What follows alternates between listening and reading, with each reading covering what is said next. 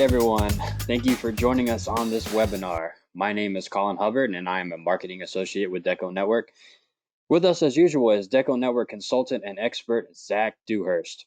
As a DecoNetwork consultant, Zach uses his 10+ years of experience to help other garment decoration businesses become more efficient and more profitable through the implementation of DecoNetwork and other custom-tailored strategies. For today's webinar, Zach will be talking to us about how to create the ultimate print and embroidery product mix. Throughout the webinar, if you have any questions for Zach, please feel free to leave those in the questions section. At the conclusion of the webinar, Zach will answer those questions you submit in our Q&A session. With that said, Zach, are you ready to show everyone how to create their ultimate print and embroidery product mix? That's a mouthful, Colin, but yes, I am. Sure is. All right, everyone. Today is going to be all about products. And what I like to tell new users of the software, this is 95% of setting up DecoNetwork so that it works the way it optimally can for your business. And really, when it comes to products, you have to think of it one of two ways. The products that you're going to use internally that you can create quotes and orders from scratch using Business Hub, and the products that you want your customers to interact with on your website to get a quote or place an order. And when you add a catalog or multiple catalogs from within DecoNetwork, you start accumulating thousands of products. And those thousands of products will overwhelm your customers if you give them too many options. So what I advise everybody that signs up for DecoNetwork is that 95% of setting up the software is establishing a core product mix that your customers can easily navigate and place a quote or request a quote or place an order. On your website, your goal is to try to satisfy around 80 to 90% of customer requests. You're not going to satisfy everybody, but the 80-20 rule exists. 80% of the time, your customers are going to buy 20% of the same products. It might even be more 90-10 in our industry, depending on your business model. But everybody has core products, go-to t-shirts, sweatshirts, and you don't want them getting lost in the shuffle with hundreds of products of the same type. Now, before we go into the product configuration section, it's important to start with your decoration processes. Within your decoration processes, you have something called the Smart Select rules.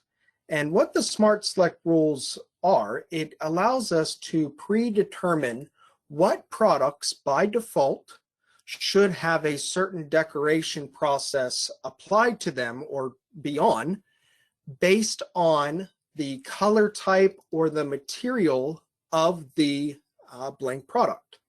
So I renamed this default DTG printing, which is primarily 100% cotton or down to 70%. But if I'm using like a DTF transfer and I just rename it full color printing, well, by default, I need these other material blends to be on because I can print them. And I want the decoration process to be on for the right material types from the get-go. The less overriding, the better.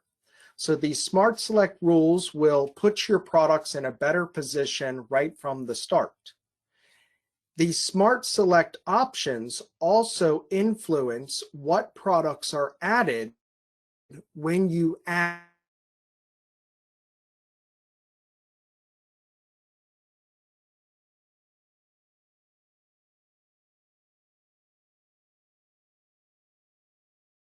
a catalog. So if I come over here to products, sorry, my internet's been a little slow today.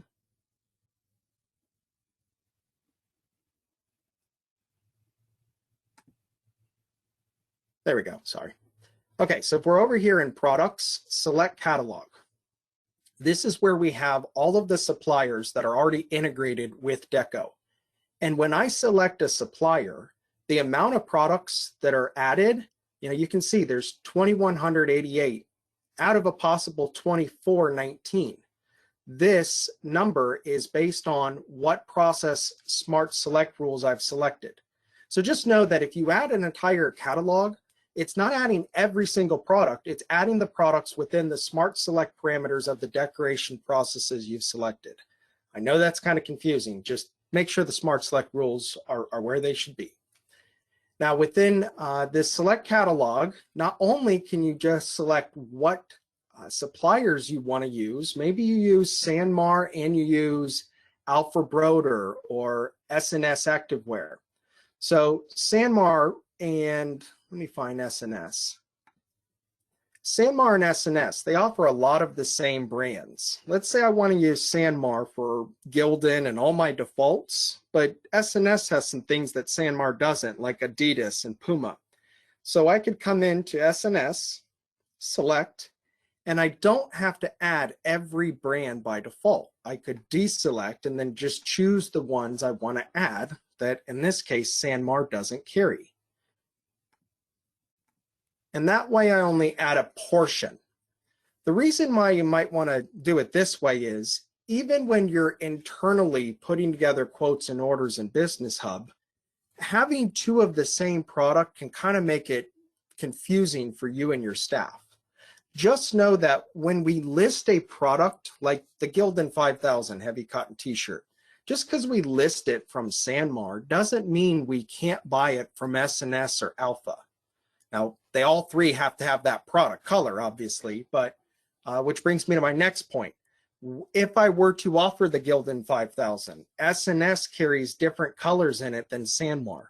So just know that when you're selecting a supplier in those brands, each one of them has some different variations of those product offerings. It is a good idea to come into the Select Catalog section and click Save every so often. When you click Save, you're really refreshing the products. Every so often, suppliers add and discontinue colors or products, or there's new pricing updates. Those aren't automatically applied to the products in your DecoNetwork account. You really need to come back into Select Catalog, click Save, and you're doing more of a refresh. Think of it like a software update. You need to come back here and that will refresh the blank products. After you select your blank product suppliers, you want to then choose what your supplier product markup is. Now, the industry standard right now is around 50%. I mean, I talk to a few hundred decoration shops each year, and I would say 50% has become a very common starting point, meaning that if I buy a t-shirt for $5, I'm going to sell it for $7.50 plus the decoration to the customer. Now, what's also very common is to apply what is known as a tiered markup. If I try to mark up a Carhartt jacket 50%, I may not be as competitive as some of my competition. So what you can do is essentially take a smaller markup on a higher priced product. So I'll commonly see, you know, a t-shirt that's less than $5 will mark up 50%. If it's $5 to $10 product, 45%. 10 to 15, 40, 15 and above, 35. So a tiered markup allows, again, you to keep your blank product price competitive. Now, what you can also do, I'm going to just jump down here. You can create what are called contract price levels, and these apply at the decoration process level as well.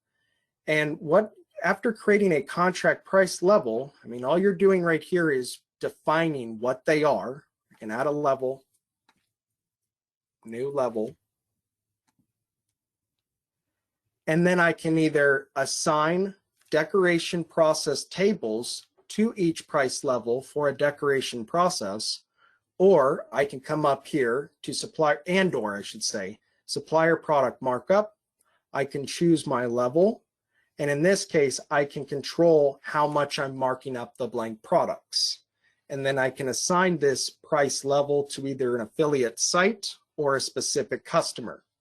So I wouldn't see this very common, changing the blank product price for customers. Typically, we have different decoration price tables, but sometimes we do have affiliate sites where we don't mark up the blank so much, and this is a good way to do it, is to create a price level, change the markup, and then assign this level to that specific site.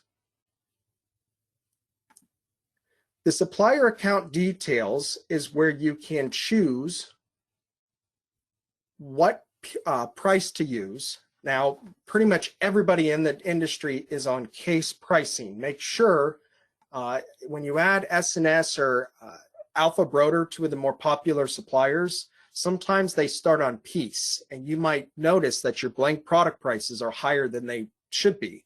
Make sure you're on case pricing. We're all on case pricing in the industry. And then most of the North American suppliers are have the ability to use live ordering. Not every supplier, but if you come down here, you can put in your account information. In this case, that's my Sanmar, and I can place a live purchase order when I'm going through the PO process within Business Hub. So, I'll take orders over a day or so. I'll place a live PO with Sanmar, and essentially my cart just gets pushed directly to Sanmar, and I don't even have to put it together manually. It's kind of hard to do sometimes with inventory, though. All right, the decoration areas. The decoration areas are our default areas. Where are we going to allow decoration for each decoration process on a product? So when we're decorating the body, we're going to typically print. When we're doing a left chest and a right chest, we're typically going to embroider. Now, that is not to say that we don't print the left and the right chest. We still have it, the body can be used for a left or a right chest. When you start overlaying a bunch of decoration areas, it can get confusing to the customer, and it can also throw off your decoration pricing. Every time one of these decoration areas is used, the customer is being charged an impression price from your decoration processes. So if I do, let's say for screen printing, I had a left and a right chest. If I do it in the body, it's seen as one screen if it was a one color. If I had it on like this, and I put one in the left and one in the right, it would be seen as two different impression setups and charge the customer more. So typically the left and the right chest are just embroidery, print, body, back, sleeves. This is a case-by-case basis. Not everybody prints on sleeves or embroiders sleeves. Most of the time we don't embroider down a long sleeve. That's not to say it's not possible, but most shops don't. The split body top can be kind of confusing. This is your hooded sweatshirts, and it's pretty important. A good idea is to be looking something around 12 by 12 inches. And something that's not on by default is the collar back. This is your back yoke. I hear so many different names for it. Locker tag. And I like to have it around 4 by 2. I have it on for embroidery. Maybe you have it on for the printing methods as well. These decoration areas are your defaults. It's not going to make or break anything, but it's going to make configuring or polishing your core products quicker. If you go into headwear, for example, maybe you don't print headwear. Well, if you only have embroidery on and you get the size and correct, you don't have to be making so many adjustments within each product.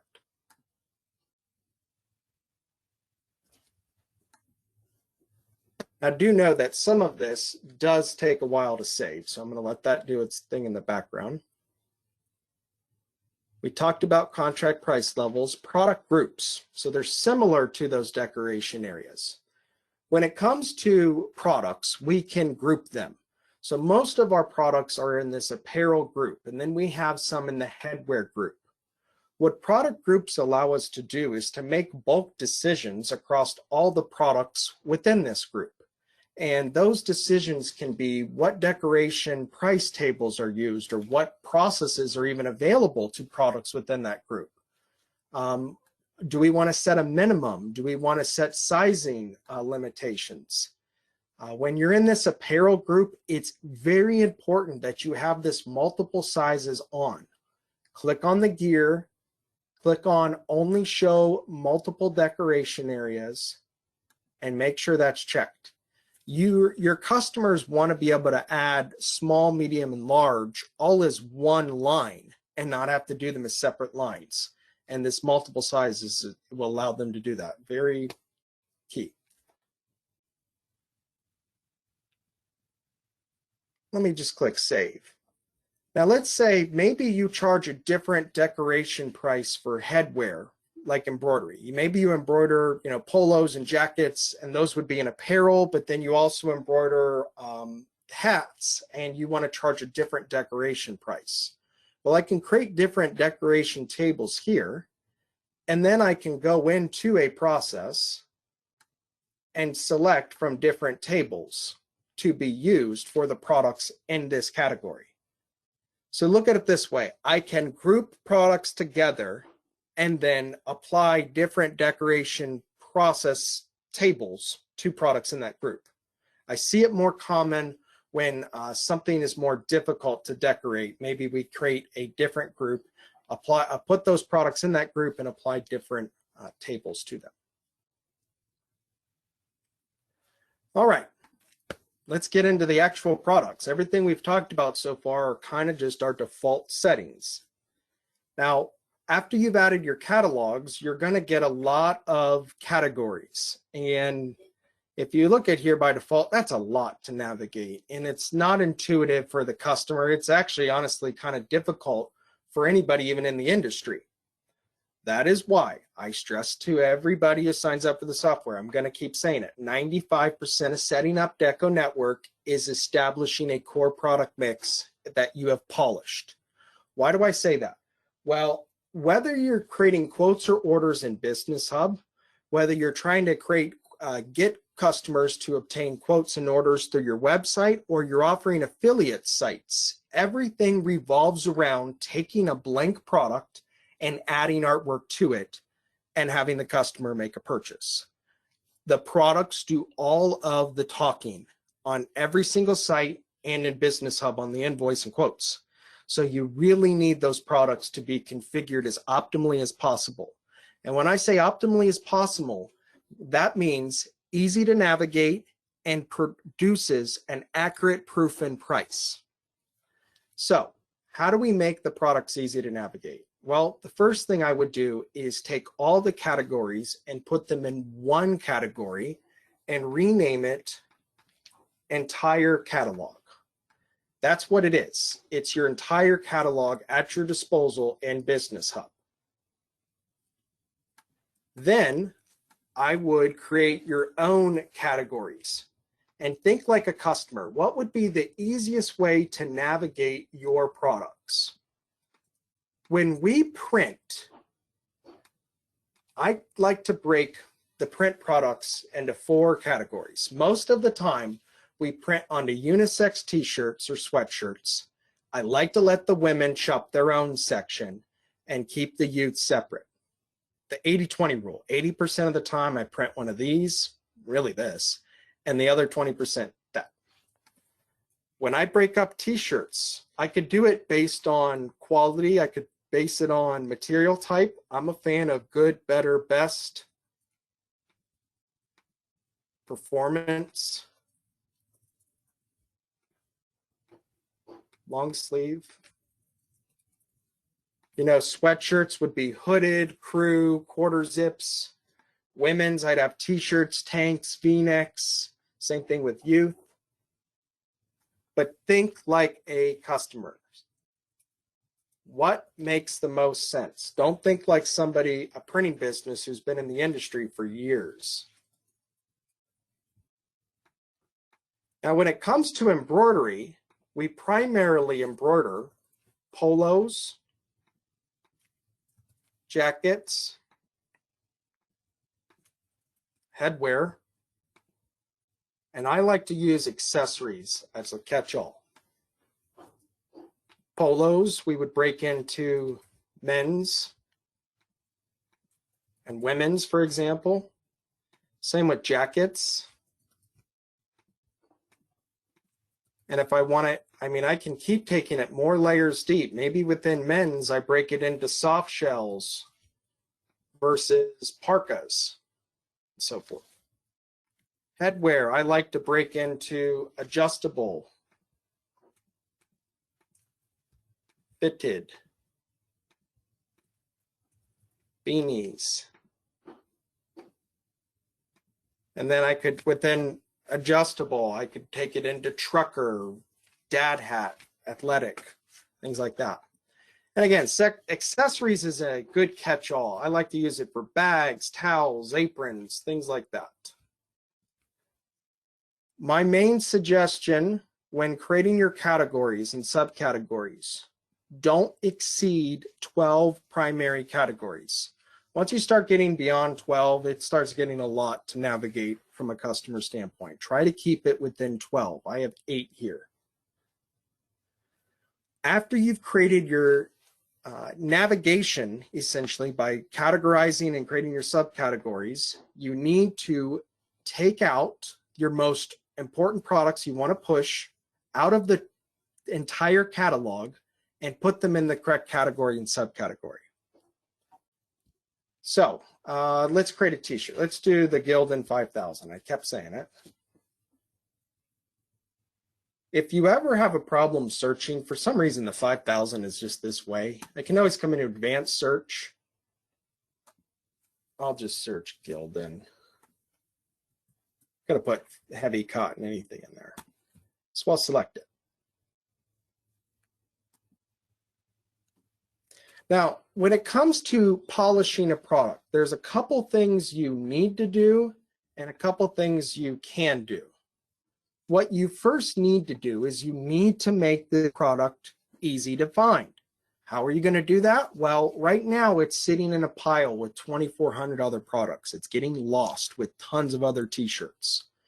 I'm going to delete it out of that mess. I'm pulling it out of the 2,400 and I'm putting it in my category and subcategory. And now it's one of one. It'll become around one of 200 in the grand scheme of things. Go to customink.com. Go to really any bigger t-shirt printing website. They don't offer thousands of products. They offer around a couple hundred. And if you think they just clicked a couple buttons and thought they were going to have the most success, think again. They took the time to make sure those products were in as optimal condition for the customers to get a good proof and price and not overwhelm them with too many options. So again, categorization, and I can put a product in multiple categories. Now this isn't the case, but you know, I could have it in women's t-shirts. I can have products in multiple categories at once. That's not a problem. Second, views and decoration areas. You need to make sure that the correct decoration processes are on. And honestly, I was messing with those decoration areas earlier. I kind of screwed this up. But what we need to do is we need to make sure that the correct processes are on and that the area looks good on the product.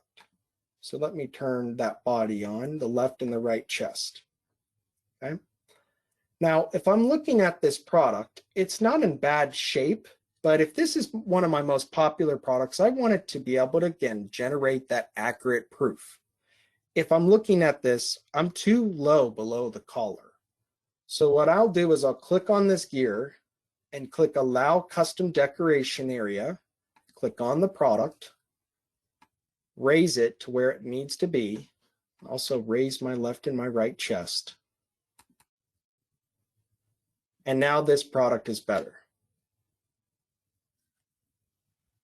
It's just giving it a quick polish. The back, yeah, maybe I'll click on the gear. And you find a rhythm. It's not difficult. It is more so tedious. Every shop decorates products differently. The biggest difference I see is t-shirts. Technically, we can embroider this. There's nothing saying we can't embroider it, but not every shop does. Everybody decorates the product differently. So you definitely want to go through these. Okay, two things you can do in addition. One, you can come into the colors. If you want to change the default color, you absolutely can. And two, if you wanted to essentially create some related products, you know, if I wanted to put in the Gildan 2000 and say that it's related with it, I absolutely could. All right, let's go do another product. Doing this 200 times is 95% of setting up DecoNetwork. I know it sounds crazy, but that's just what you need to do. And everything will work smoother by taking the time and making sure that each product decorates the way your shop would decorate it. So again, I'm going to categorize it, delete it out of the current, assign. This is a sweatshirt that is hooded. The views and decoration areas. Click on my gear, click allow, click on here. It's not bad. I'm going to make myself a little bit bigger. This left and right chest should be more like 12 inches across is my body, and my left and my right chest are 4 inches each, so they look a little big.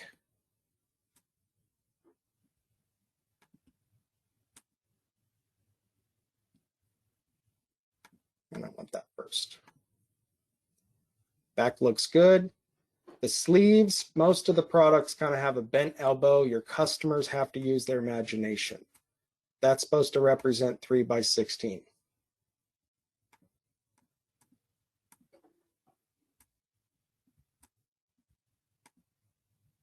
And lastly, again, I want to change my default color.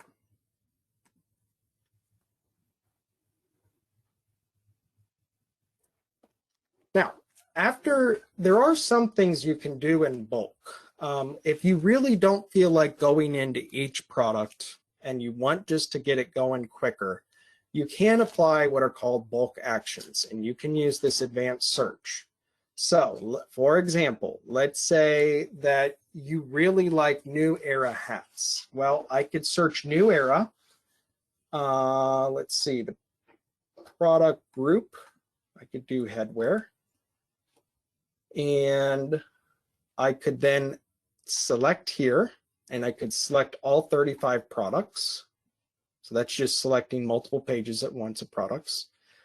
And then right here, I can apply bulk actions. I can make products inactive. I can delete. I can export inventory levels. I can change their availability if they're available on a website or Business Hub. And I can choose what category and product group. So I could, for example, just modify categories, apply action. Oh no, it's gonna happen.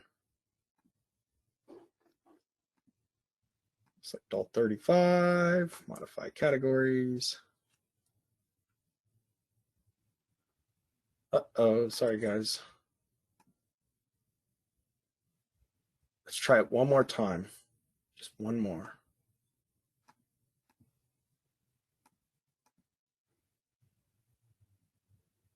Sorry, that's not good. Let's try Nike. I get my Nike hats.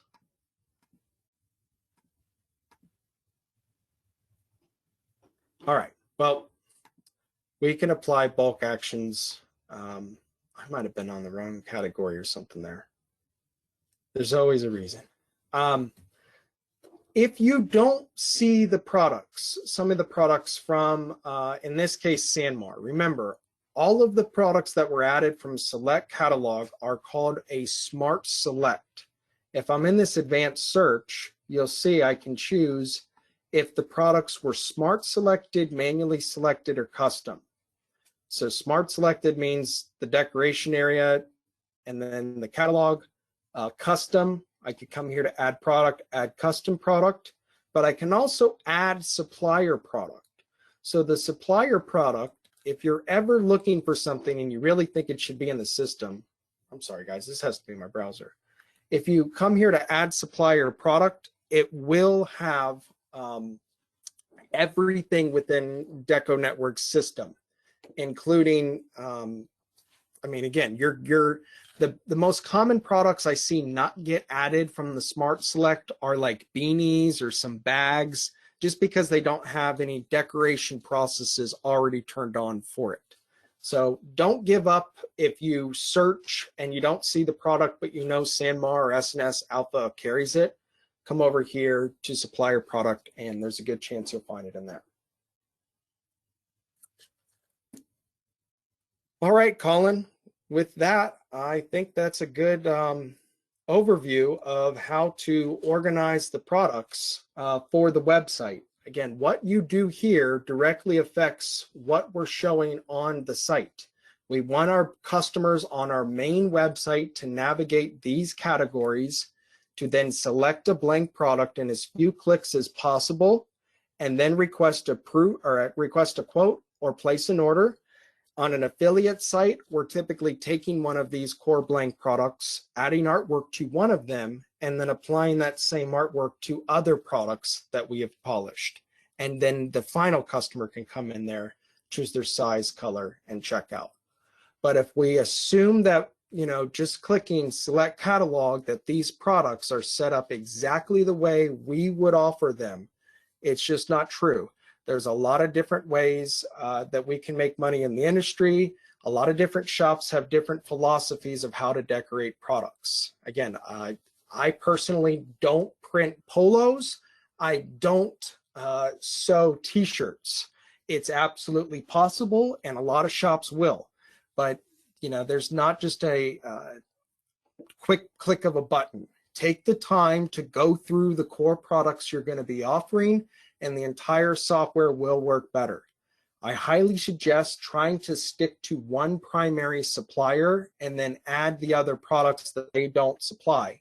When you try to mix it up too much, it'll make creating your purchase orders a little bit more difficult than it needs to be. And remember, just because you list a blank product from one supplier doesn't mean you have to buy it from there. You know, listing it and buying what you need are two very different things. But this is 95% of setting up DecoNetwork. It is not overly difficult. It is more so tedious. Now, one last thought, just to kind of show you something real quick. Let's say you're a contract decorating business, and this will kind of be a teaser to a future webinar, but contract decorators often let the customer supply the goods. And how I would create a product to allow our client to submit a customer supplied order, or for us to put it together manually in Business Hub, we can essentially create a generic product of each product type. So this is one of the most common requests I get is how do we set up a customer supplied product? First thing I would do, create a new product group.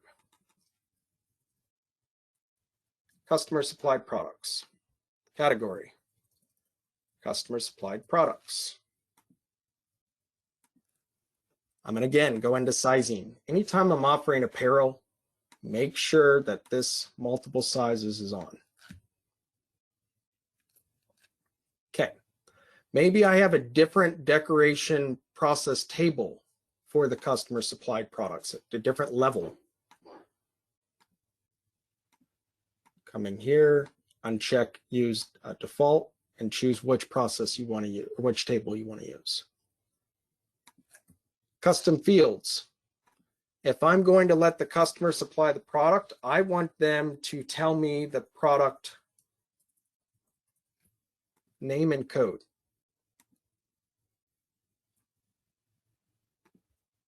I also want them to tell me what product colors they're going to supply.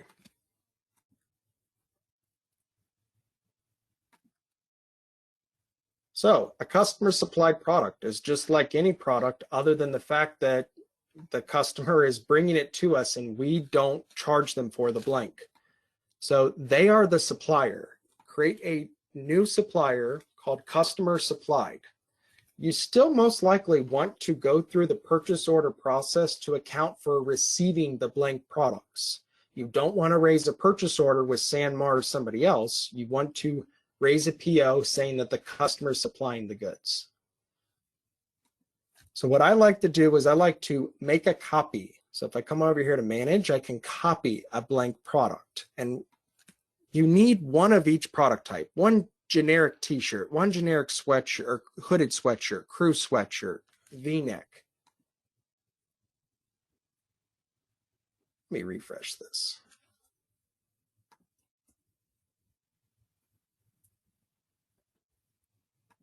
Copy.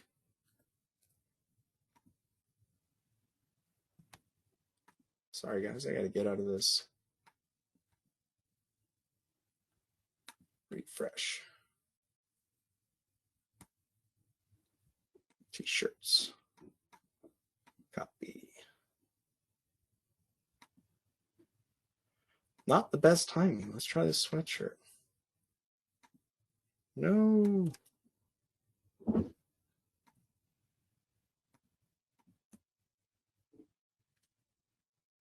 All right, let me try copying something else. Make sure when you're searching, you're not within a category because you won't find all the products. You need to be in all. So let me take the 2000. Let's try copying it. Error. All right, not right now. I might have too much running on in the background. But a customer supplied product, you want to apply a specific product group. You want to apply a specific decoration price table typically. You want to set the availability, and we set the supplier and remove the blank product pricing.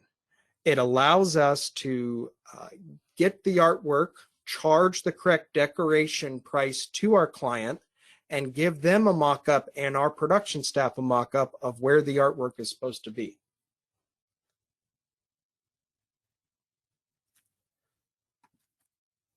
Let's do one last product configuration. Let's do a polo. Let's do the ST650.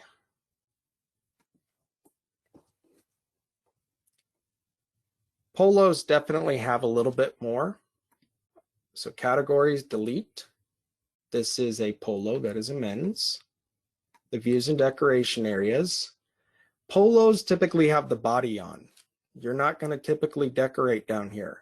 So click on the gear, click allow, delete the body. I have my left and my right chest on for embroidery. I have my back on. Maybe I move the back up a little bit. We don't typically print down here, but we often, again, what's becoming very popular is the back collar yoke neck area.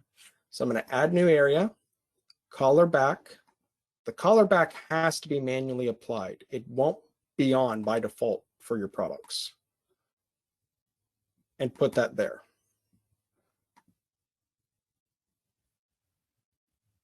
And then we have our sleeves. Categorization, views and decoration areas. The bonus, choose your default color if you want, and assign the related products that go with this.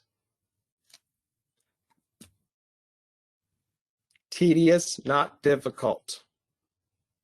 And it's not like you're continuously doing it all the time. Every so often, there will be new products added to the system. You'll add them to your mix. And remember that anything you put into these categories here automatically update on all the sites they're being used. Now, typically, you only have one site that pushes customization. All the other sites are about a pre-decorated product. But if you continuously put products in these categories, they will be pushed to your sites, and there is no having to save. So you're really populating the majority of your content on the site are the products in these categories. You're paying DecoNetwork for their content management system that has specific tools for the decoration industry. Those tools revolve around the product filter, the product quote, the design tool. Our goal is to get a customer to select a blank product in as few clicks as possible and then use one of those tools that make us money, quotes and orders. It all starts with making sure the product is polished. Colin, I keep repeating myself, but I can't stress it enough. I can't tell you how many people come to me 6 months after signing up for the software and say, you told me to limit the products. I didn't listen. I now know I need to. It is easily the most overlooked part of setting up the software. We stress it during every orientation, but the products are everything. If you don't take the time, you will kind of have a little bit of an uphill battle, whether it be using them internally or on the websites. They really need to make sure that they're set up to decorate and price the way you guys, your business model has it. Absolutely. And good news for everybody on this webinar and that wasn't able to make it. We will be uploading this to our YouTube channel. So if Zach went a little fast here and there, I know Zach's just a master and he goes through this like it's nothing. So if you missed a thing here and there, don't worry. We're going to upload this to our YouTube channel. You'll be able to go on there, rewatch the entire webinar if you'd like. And hopefully a bunch of other people will click on there because like you said, Zach, this is super important. And we want to make this as easy as possible for you guys to set up. So we will be uploading this later this week or early next week so you can have access to that. So we want to field some questions. I don't see any in there right now. So for anybody that's still here with us, if you have any questions, hop over to the questions section and drop a few in there. We'll give you a couple minutes to come up with some good questions. Colin, a couple other things. Sure. We can add dividers to kind of sort our products. So maybe we have apparel categories like these, and then maybe we have promo products. Well, our dividers can break them up, make it a little bit more obvious what product category groups there are. Another thing, and this always takes a second to load, we can sort the product list, which is also very important. You can organize your products in those categories, but in the grand scheme of things, if you're offering 200 products, you might still have 40 different t-shirts between short and long sleeve. And it's amazing how the customer typically buys one of the first products they see. They assume often what is listed first is the most popular product, when it's often not. So what's a good idea is to go into your categories and you can sort which products are listed first. So if the Gildan 5000 is my most popular t-shirt, I want to make sure it's listed before all other t-shirts. Very important. It's the little things, Colin, that'll take, you know, the user experience just up that next level. No doubt. We have a question from Christopher. He is asking if you could please go over the setting up of the decoration process. I see you have UV and others, etc. These are really just my defaults that just placeholders I have. As far as setting up the decoration process for a product, you know, like UV, you may not even be decorating onto apparel. So my smart select rules for this would probably be none of these. And it would be non-apparel products that I would create from scratch. I'd create a new product group for UV products, and then I would upload images of products to be decorated using this decoration method.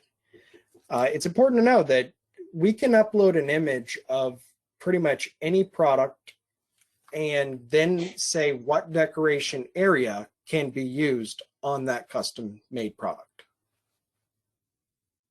I don't know if that really answers his question or not, but going through setting up the decoration processes, each process is different, and they're all set up differently from one shop to another. Right.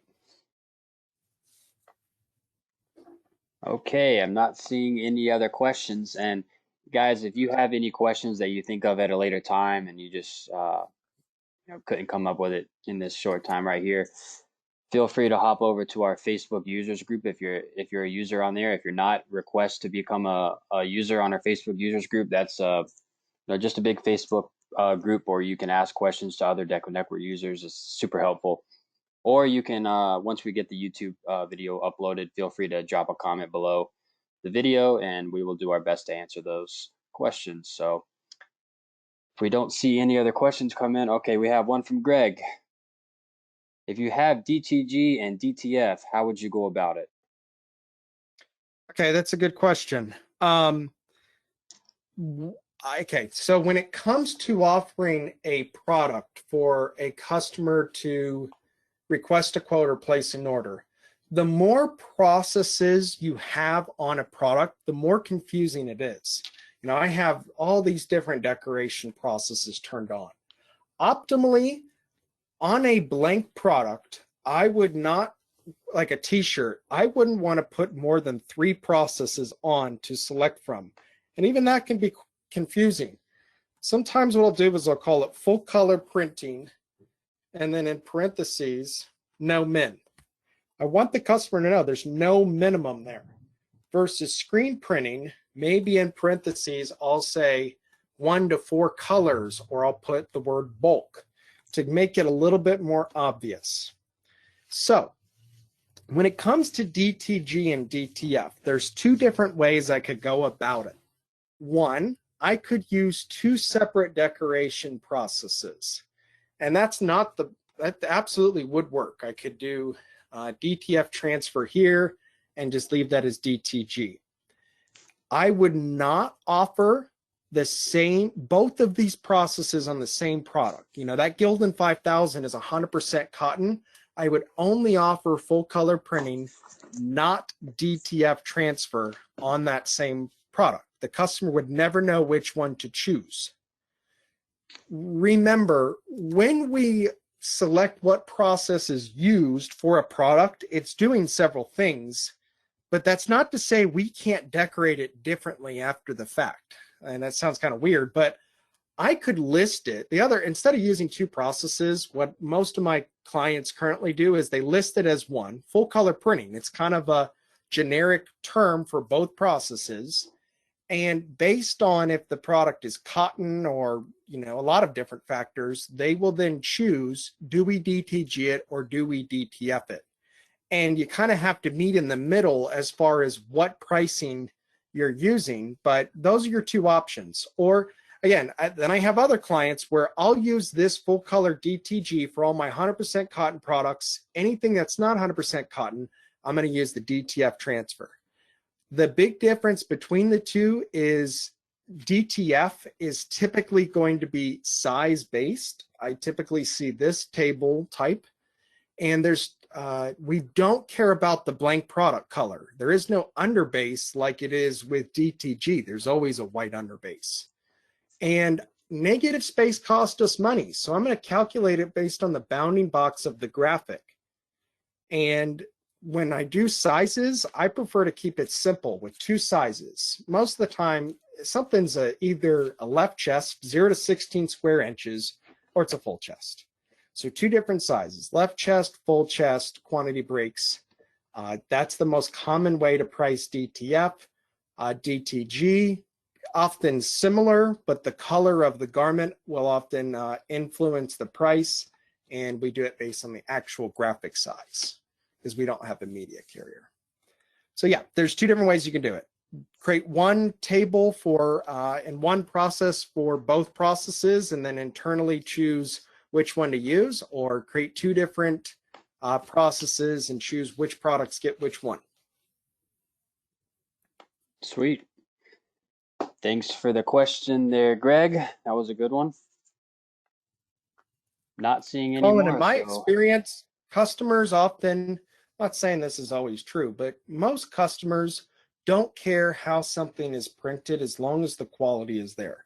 Right. If I buy DTG and I get DTF, DTF, in my opinion, is great. It's not like an inkjet transfer. If I bought DTG and I got an inkjet transfer and I felt a big box around the shirt, I'd be disappointed in the quality. But yeah, I think most customers, they just want the quality product at a good price. Absolutely.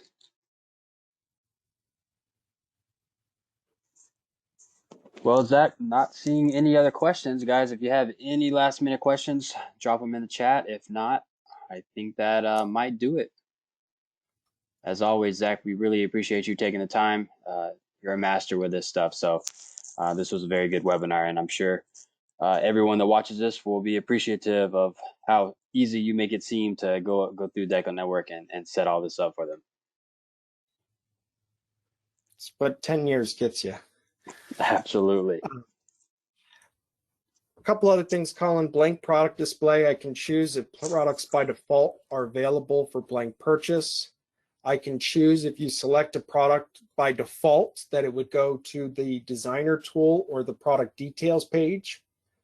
I can choose what price to use by default, whether it's the starting at or as low as. What default product thumbnail is used when I'm listing products. And the biggest one I often like to change is multiple size display. By default, it's add size option, which is really one size at a time. I much rather show all available sizes. It makes it more obvious what sizes are available of that product. And I'm not a big fan of having a default size set. Sometimes the customer doesn't realize they're on a medium by default and they go to order and they actually chose the wrong size. So I don't like to have any sizes on by default. And lastly, inventory settings. You can choose if your products do have inventory levels, if you want them to not be able to be added to a cart, or if you do want them to be added and you'll find another way to fulfill it. DecoNetwork is always adding new products and new suppliers to the mix, Colin. And it's always a good idea, like I said, to refresh the products once a month, every couple of weeks. Just come in the select catalog, click save, and you never know what's been added. And it's not going to always be obvious. It's a good idea to be following DecoNetwork's newsletters because Deco does release notes. Also in the DecoNetwork Facebook user group, they're always being posted there that, hey, these we've added this many new products to this supplier, or we added this brand or this supplier to the mix. So it's always growing. It's a lot of work to get the products into the system. But just taking that couple hours to get your core products to where they need to be, everything works better. No doubt about it, Zach. Well, I think we can wrap it there. I don't see any more questions, so I think that will do it, Zach. All right. Well, thank you, Colin, and look forward to the next training webinar. Absolutely. We look forward to it.